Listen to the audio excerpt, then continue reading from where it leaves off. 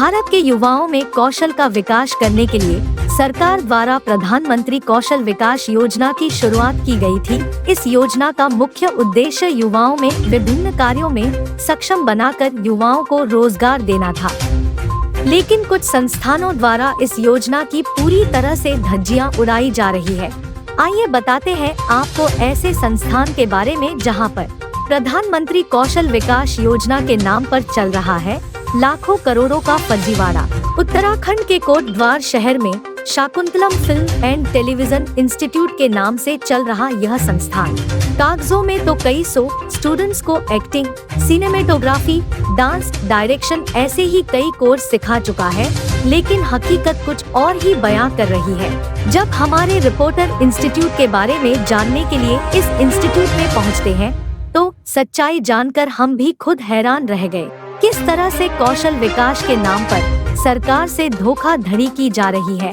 हैरानी की बात तो ये है कि कागजों में ये सब कुछ PMKY यानी कि प्रधानमंत्री कौशल विकास योजना के सभी नियमों का पूरी तरह से पालन किया जा रहा है।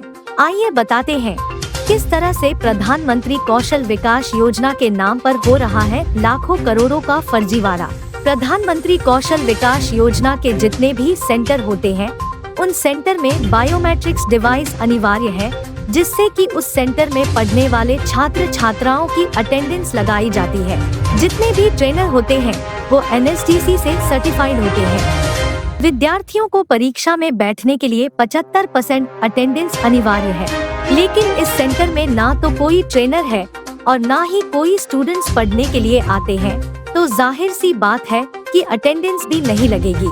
लेकिन जब परीक्षा का समय आता है तो बाहर से कुछ स्टूडेंट्स को बुलाकर उनकी फोटो और वीडियोग्राफी की जाती है, उनको नकली आधार कार्ड दिया जाता है और इस तरह से परीक्षा पास करवा दी जाती है। इस संस्थान को संचालित करते हैं कोटद्वार के शिव नारायण सिंह रावत। संस्थान के पोस्टर पर हिंदी फिल्म के कई हस्तियों के नाम और फोटो भी छापी गई है, जिसमें से हिमानी शिवपुरी, मुकेश खन्ना, जॉनी लीवर, गीतकार समीर, हिंदी फिल्म के डायरेक्टर तिग्मांशु धूलिया। यह संस्थान श्रीदेव सुमन विश्वविद्यालय से भी एफिलिएटेड है, लेकिन संस्थान में एक भी विद्यार्थी पढ़ने नहीं आता है।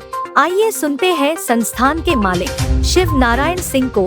इन्होंने एक चैनल पर अपने इंटरव्यू में बड़ी बड़ी बातें कही थी, लेकिन हकीकत शून्य है और फर्जीवाड़ा है लाखों करोड़ों का। मैंने बहुत सारे अक्षय कुमार के साथ सबसे बड़ा खिलाड़ी में मैंने रोल किया है। मिथुन चक्रवर्ती के साथ मेरे करीब 18 फिल्में की हैं। अजय देवगन के साथ मैंने फिल्में की हैं। बहुत सारे लोगों के साथ मैंने फिल्में की हैं।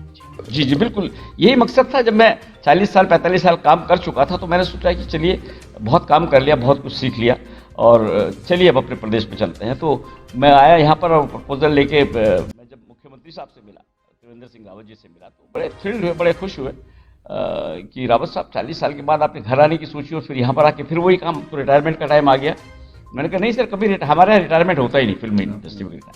तो मैं ये इसलिए लेकर आया हूँ कि, और मैंने उनसे कहा कि, वो बोले कि क्या मकसद है आपका यहाँ आने का, ये इंस्टीट्यूट खोलने का। तो मैंने उनसे कहा कि सर मैं 70 साल का हूँ और 200 साल लिखवा के नहीं लाया हूँ। तो मैंने जो भी सीखा है जीवन में 40-45 साल में, वो सब बच्चों को दे के जाना चाहता हूँ। वो दे के मैं सड़क पर नहीं दे सकता हूँ, एक इंस्टीट्यूट खोलना पड़ेगा, वो बच्चों को बुलाना पड़ेगा। तो वो सब चीज़ बांट के मरना तो मुझे भी है 10-20 साल के बाद, तो लेकिन वो जो मेरे पास है वो मैं दे के जाऊँ ताकि किसी का तो कैरियर बने। वो शिक्षा दान, जिसे विद्यादान का मेरा मकसद था। और अब पूरी तरह से हकीकत सामने तब आएगी जब जांच की जाएगी कि कौन है वो विद्यार्थी जिनको संस्थान ने अपने पोर्टल पर रजिस्टर किया है और कौन है वो विद्यार्थी जो परीक्षा देने पहुंचते हैं, वो भी बिना किसी ट्रेनिंग के। इस तरह से चल रहा है कौशल विकास कार्यक्रम और सैकड़ों बेरोजगार युवाओं के शिक्षा के नाम पर लाखों करोड़ों का फर्जीवाड़ा का खुला खेल खेला जा रहा है। संस्थान के विज्ञापन पर संस्थान को श्रीदेव सुमन विश्वविद्यालय से संबद्ध भी बताया गया है। इस तरह से चल रहे फर्जीवाड़े के बारे में जब हमने कौशल विकास संस्थान देहरादून से संपर्क साधा तो हमें कोई भी संतोषजनक जवाब नहीं मिला। अब देखना ये है कि धामी सरकार इस तरह से चल रहे फर्जीवाड़े पर क्या कार्यवाही करती है और कितनी जल्दी कार्यवाही करती है, और कितने संस्थान हैं जो बेरोजगार युवाओं के नाम से संस्थान चला रहे हैं और इस तरह से सरकारी खजाने को लूट रहे हैं।